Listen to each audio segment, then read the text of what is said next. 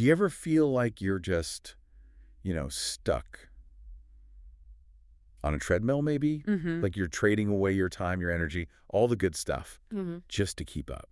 Yeah, just to make ends meet or maybe a bit more. You're making a living, sure, but Yeah. does it sometimes feel less like living and more like, well, Like you're just burning out. exactly, like you're making a dying, as the saying goes. That feeling, wow, it hits home for so many people. That constant pressure, work, just eating up everything. It's a real thing. It absolutely is. And that feeling Yeah. is right at the heart of what we're digging into today in this special book talk, Okay. finance. This is going to be good. We're peeling back the layers of a book.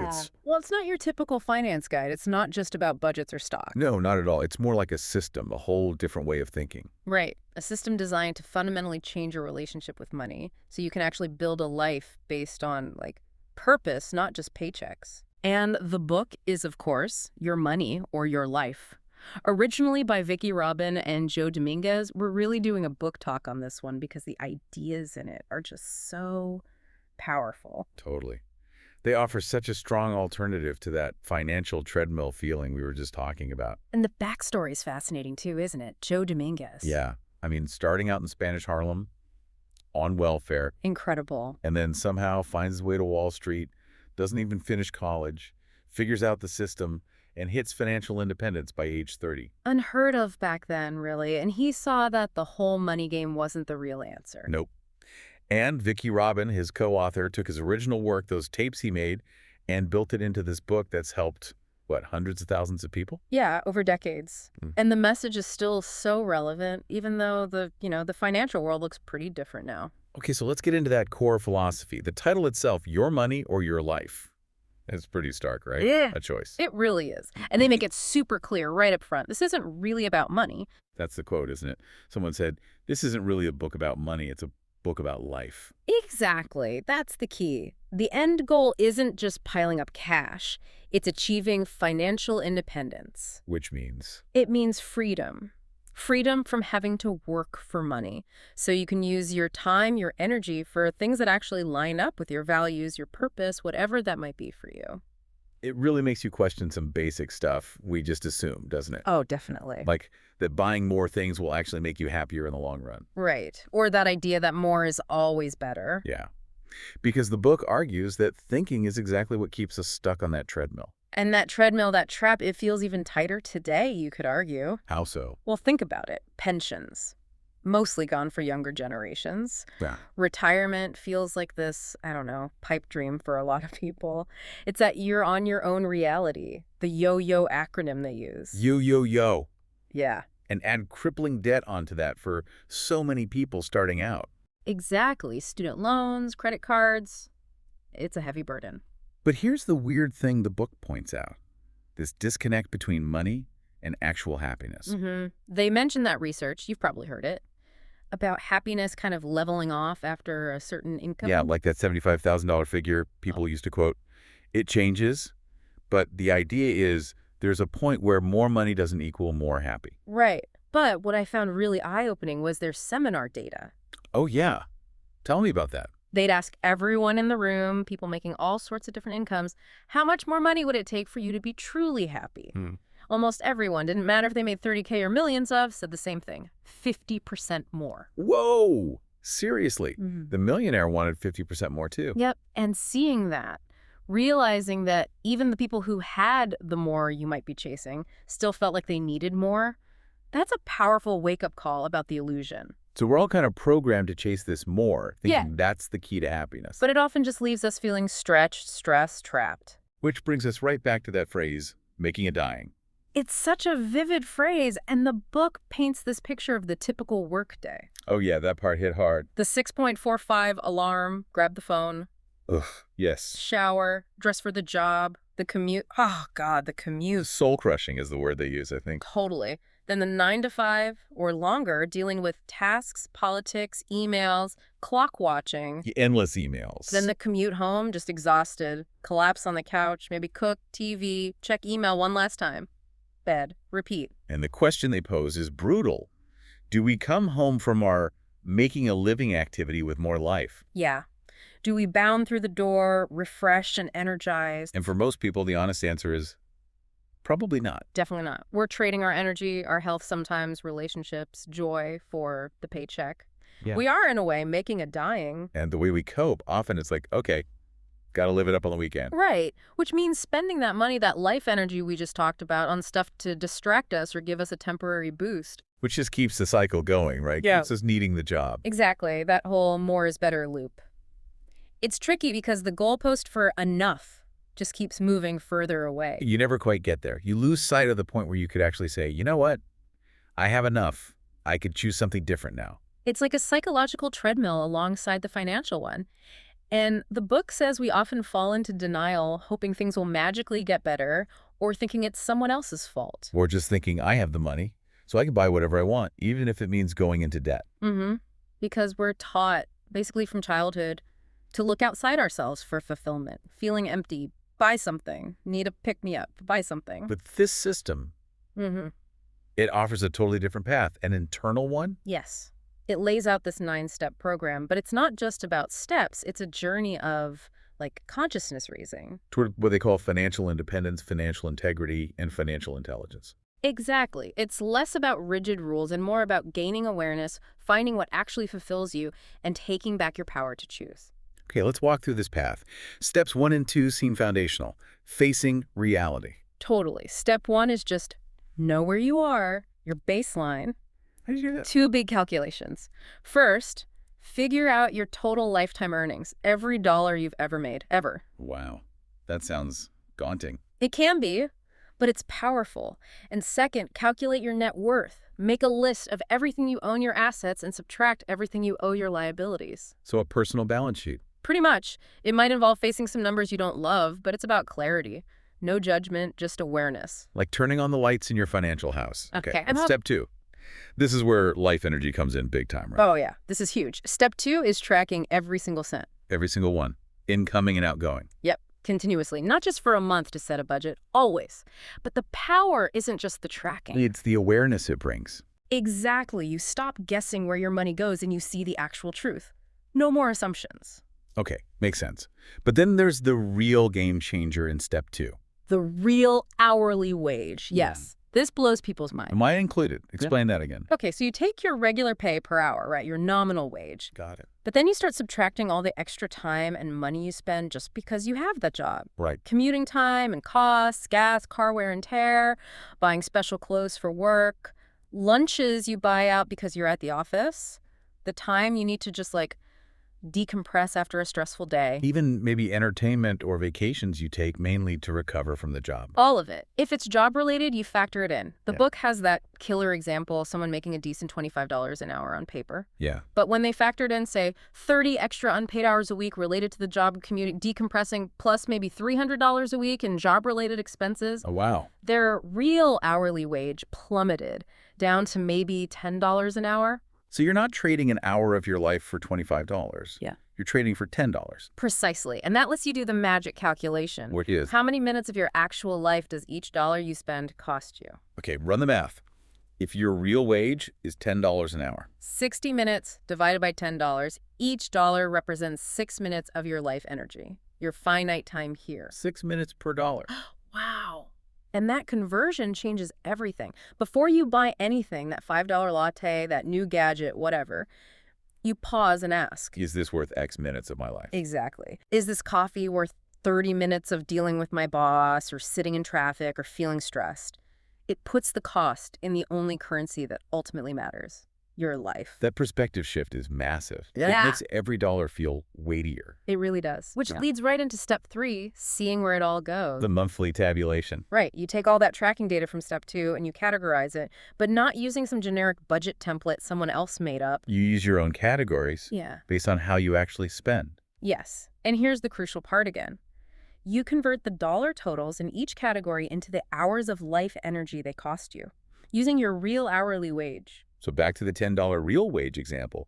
If your rent or mortgage is $1,500 a month. That's 150 hours of your life energy every single month, just for housing. Seeing 150 hours on a spreadsheet. Yeah, Yeah, that hits different than just $1,500. totally. You might find out that, say, eating out is costing you 40 hours of life energy a month, or your car costs 80 hours.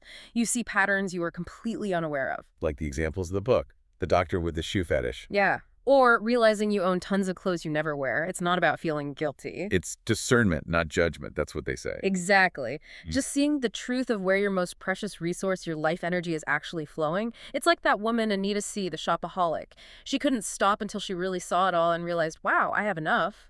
The awareness itself sparked the change. Okay, so that awareness naturally leads to step 4, asking the big questions. The transformative questions, yeah. For each spending category, converted into hours, you ask yourself 3 things. Okay, what are they?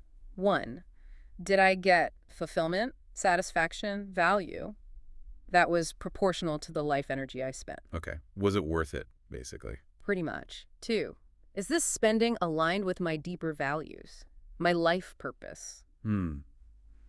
That's a tough one sometimes. It can be. And 3, how would the spending change if I didn't have to work for money anymore? Ooh, that's interesting. What would you still spend on if you were already free? Exactly. These questions become your internal guide, your compass for what they call financial integrity. Aligning your spending, your life energy with what actually matters to you, with your dreams. Right. Reclaiming those dreams, maybe you put on a shelf because you were too busy just earning a living. You start making conscious choices, not just spending out of habit or pressure. Okay, so you're gaining awareness, asking questions. Step 5 helps keep the momentum going. Yeah, step 5 is the wall chart, visualizing your progress. Simple, but sounds effective. What is it? Literally, a big graph you put on your wall. You plot 2 lines each month, your total income and your total expenses. Ah, so you can see the gap. Precisely. You see it every day. Ideally, income is above expenses, and you're working to make that gap bigger and bigger. It's powerful visual feedback. And that gap, Yeah. that's the money you're saving and hopefully investing. Right. Your saved life energy, ready to be put to work building your capital. Seeing that gap grow on the chart is incredibly motivating. It turns saving from a chore into, like, a visible game you're winning. Like that story of the Lenishes. They use the chart. Yeah, deep in debt, used the chart, got super motivated seeing the lines move, paid off all their debt in like a year, and then kept going right to FI. So she could quilt, and he could do music and help people. Yeah. Amazing. The chart keeps you honest too, tempted to splurge. Seeing that graph makes it harder to sabotage your progress. Okay, so steps 1 through 5 are about awareness and alignment. Step 6 is where you actively start cutting back. Yeah. But nicely. Yeah, nicely is a good way to put it. Step 6 is minimizing spending, but they reframe frugality. It's not about deprivation. What is it then? It's about enjoying the virtue of getting good value for every minute of your life energy. Okay, I like that. Getting good value. The goal is a high joy-to-stuff ratio. Maximum fulfillment, maximum enjoyment for the minimum cost in life energy. They even use that Spanish word, aprovechar. Aprovechar, meaning? To use something well, get the full value, savor it, like using leftovers creatively instead of tossing them, or really appreciating a simple pleasure. So it's mindful consumption almost. Creative, not just pinching pennies. Exactly. It's empowering, and they list practical ways. Don't use shopping as entertainment. Live within your means. Definitely avoid bad debt. Take care of your stuff. Wear it out. Learn to DIY. Research value, buy used, find cheaper alternatives. And a big one, meet needs differently. Find ways to get what you need or want without buying something new. Like borrowing tools, swapping clothes, finding free events, building community. Yes. Leaning on your community, your relationships, your own skills, what they call your natural wealth, reduces how much money you actually need. That makes sense. The stronger your community and skills, the less you rely on just buying solutions. Right.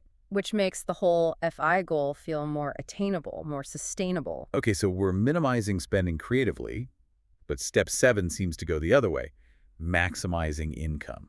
It seems counterintuitive at first, right? If the goal is to not need earned income. Yeah, why focus on earning more? The logic is, while you are still trading your life energy for money, you should value that energy highly. Get paid as much as you reasonably can, consistent with your health and integrity. Okay. So it's not about becoming obsessed with climbing the corporate ladder forever. Not at all. It's strategic. The more you earn now, while keeping expenses low, thanks to step 6, the bigger that gap on your wall chart is. And the faster you accumulate the capital you need to reach the crossover point. Exactly. You optimize the earning phase to get out of the mandatory earning phase sooner, so you have more time later for your actual purpose. Like that contractor, Ted T. He raises rates. Yeah. He expected less work, but got more because clients valued his quality.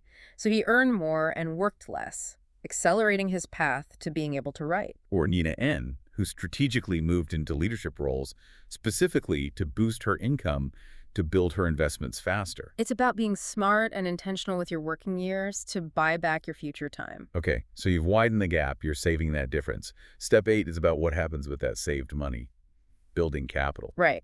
You take that saved life energy, that surplus money, and you invest it. And crucially, you start tracking the income that your investments generate each month. Ah, so not just tracking your job income, but your investment income too. Yes, because that leads to the magic moment. Step 8 is also about the crossover point. The big goal. Tell us about that. The crossover point is that beautiful moment on your wall chart when the line representing your monthly investment income crosses above the line representing your monthly expenses. So your money is making enough money to cover your bills. Exactly. At that point, your investments are paying for your lifestyle. Working a traditional job becomes officially optional.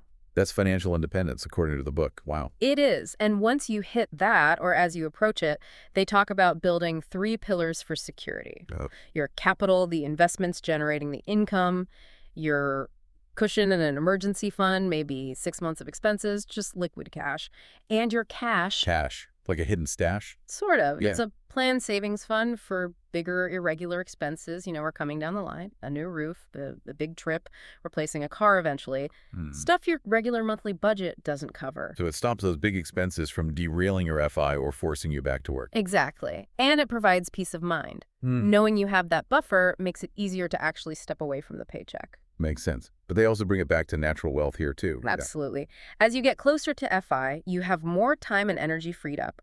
You can invest that time in building your skills, abilities, deepening relationships, belonging, and engaging with your community. And the more you build that natural wealth, the less money you actually need for a rich, fulfilling life. It all works together. Okay, final step.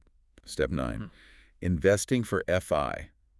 This must be where they tell you exactly what stocks to buy, right? Nope. Not prescriptive like that. The goal isn't get-rich-quick speculation. Right, it's about reliable income. Yes. Becoming knowledgeable enough to choose investments that will provide a steady, dependable income stream to cover your expenses long-term. They discuss a few approaches. What did Joe Dominguez originally do? His focus, way back, was mainly on high-quality U.S. Treasury bonds. Very safe, very reliable income for decades. But things have changed. What about strategies more common now, like with the FIRE movement? Yep, the updated book talks about low-cost index funds. Like VTSAX or similar. Exactly. Funds that track the whole market, giving you diversification at a super low cost. Passive investing. Warren Buffett's advice is mentioned for most people. Low-cost index funds are the way to go for stocks. Simple, reliable. Fits the philosophy. Yeah. What else? Real estate is discussed. Things like buying a duplex or small multi-unit, living in one part and renting out the others to cover the mortgage and provide income. House hacking, basically. Yeah, or even other types like that guy Todd T., who bought a self-storage facility for passive income so he could do community service. Or just smart living arrangements the co-author used. So different paths depending on your interest and risk tolerance. And your values. They also mention socially responsible investing, SRI. Choosing investments that align with your ethical, social, or environmental concerns. So your money is doing good while providing income. Potentially, yes. The main point of Step 9 is get educated, understand your options, and choose an investment strategy for income that fits you and lets you sleep at night. Okay, so putting it all together, these 9 steps aren't just a financial checklist. Not at all. It's really a blueprint for redesigning your entire life, for changing your relationship with money and ultimately with your own life energy. It feels like it's about waking up from that optical delusion. Einstein talked about thinking we're separate and just focused on ourselves. Yes. Shifting focus outward, finding purpose beyond just making money. Like Buckminster Fuller, dedicating his life energy to benefiting humanity after his own crisis. So the whole journey in your money or your life. Yeah. It's about breaking free from the money trap, getting super clear on where your life is actually going. And then consciously choosing to direct that precious energy towards what truly matters. Towards fulfillment, purpose, meaning. And the encouraging part is, it doesn't matter where you start. Deep in debt, doing okay. The principles work. Transformation is possible. It really is. It takes honesty, maybe some courage to look at those numbers, and a willingness to redefine what rich really means. Not just the bank balance, but the richness of your experiences, your relationships, your contribution. Wow. Okay.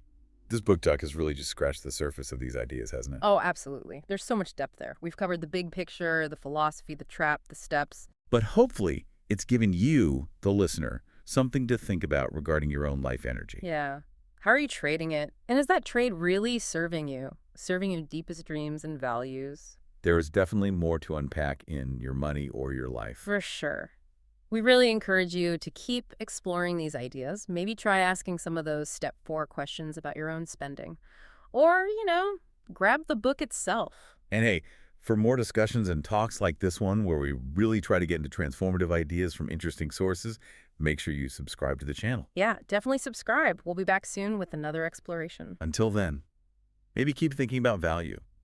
What truly brings value and fulfillment to your life? And maybe, just maybe, next time you go to buy something, pause for a second. And ask yourself, is this really worth X minutes of my precious life?